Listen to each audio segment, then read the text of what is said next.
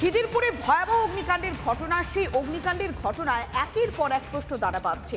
যেভাবে আগুন লাগলো তা কি সত্যি নিছকই দুর্ঘটনা, নাকি এর নেপথ্যে রয়েছে গভীর কোনো ষড়যন্ত্র?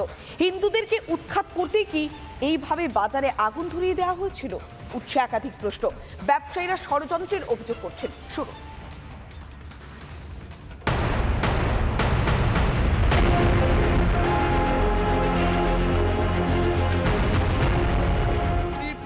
তৈরি হয়েছে, বাজার শেষ করলেই তাহলে ওদের মুনাফা বাড়বে, কোটি কোটি টাকা আসবে।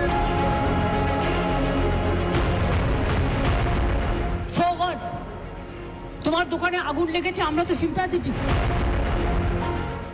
একটা দুটো নয়, একের পর এক দোকানে আগুন।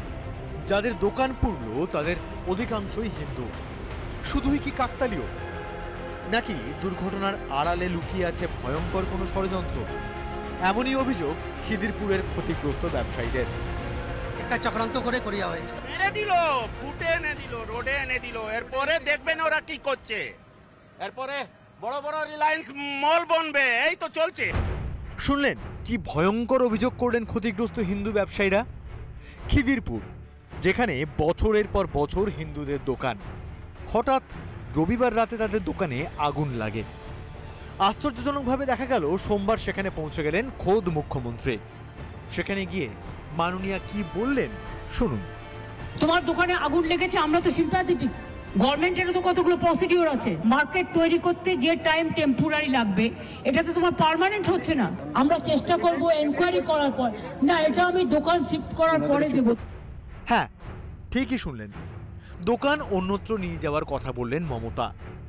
ঠিক এই অভিযোগই তো করেছেন ক্ষতিগ্রস্ত ব্যবসায়ীরা। এতগুলো ব্যবসায়ীকে কিভাবে সরানো যাবে? তাহলে কি আগে থেকেই সব ভাবাই ছিল? তাহলে কি হিন্দুদের জমি কারার চক্রান্ত? মুখ্যমন্ত্রীর এই সিদ্ধান্ত কি মেনে নেবেন ক্ষতিগ্রস্তরা? বলতে দিচ্ছে না তো।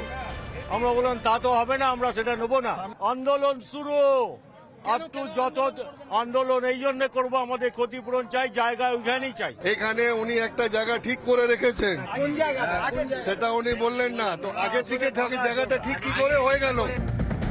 রবিবার গভীর রাতের আগুন নেভাতে এত সময় লাগলোই বা কেন? এখনো দোকানে আগুন জ্বলছে। এটা দমকলের সফলতার ছবি। দেখুন, এটা দমকলের সফলতার ছবি। সুজিত বোস, দেখুন, আপনি সকালে এসেছিলেন না, আপনি বলেছিলেন না দমকল ভালো কাজ করছে। দমকল কাজ করছে। মমতা ব্যানার্জি তো আর হিন্দুদের মুখ্যমন্ত্রী নন। মমতা ব্যানার্জি 33% মুখ্যমন্ত্রী। মুর্শিদাবাদে পুলিশ দাঁড়িয়ে থাকে আর মমতা ব্যানার্জি যাবার সময় পাননি। গান শুনছিলেন তো, জগন্নাথ কালচারাল সেন্টারে ভালো প্রোগ্রাম হয়েছিল, উনি পা দুলিয়ে দুলিয়ে গান শুনছিলেন। মুর্শিদাবাদের সময় 20 দিন পর মমতা বন্দ্যোপাধ্যায় মুর্শিদাবাদে গেলেন, কিন্তু এইখানে যেই পুড়িয়ে দেওয়া হয়েছে তারপরে উনি এসে তার দূর থেকে 100 মিটার দূর থেকে দাঁড়িয়ে তিনি নাটক করছেন যে তাদেরকে আমরা 50,000 1 লাখ টাকা দেবো। মানে লজ্জার কথা, একজন মহিলা মুখ্যমন্ত্রী হয়ে এই ধরনের আমরা আশা করি না। প্রশ্ন তো উঠবেই, যে মমতা বন্দ্যোপাধ্যায় মুর্শিদাবাদে যেতে পারেন না, মোথাবাড়ি যেতে পারেন না, এমনকি মহেশতলাতেও যাননি, সেই মুখ্যমন্ত্রী হঠাৎ খিদিরপুরে কিভাবে পৌঁছে গেলেন, যেখানে দোকান পুড়েছে অধিকাংশ হিন্দুর? কেনই বা দোকান জ্বালিয়ে দেওয়া হলো? তাহলে কি হিন্দুদের ভাতে মারার ছক? রিপাবলিক বাংলা। নানা ধরনের কন্টেন্ট দেখার জন্য লাইক করুন, শেয়ার করুন আমাদের ফেসবুক পেজ, সাবস্ক্রাইব করুন আমাদের ইউটিউব চ্যানেল। পাশাপাশি অন্যান্য ব্রেকিং নিউজের জন্য অবশ্যই চোখ রাখুন রিপাবলিক বাংলায়।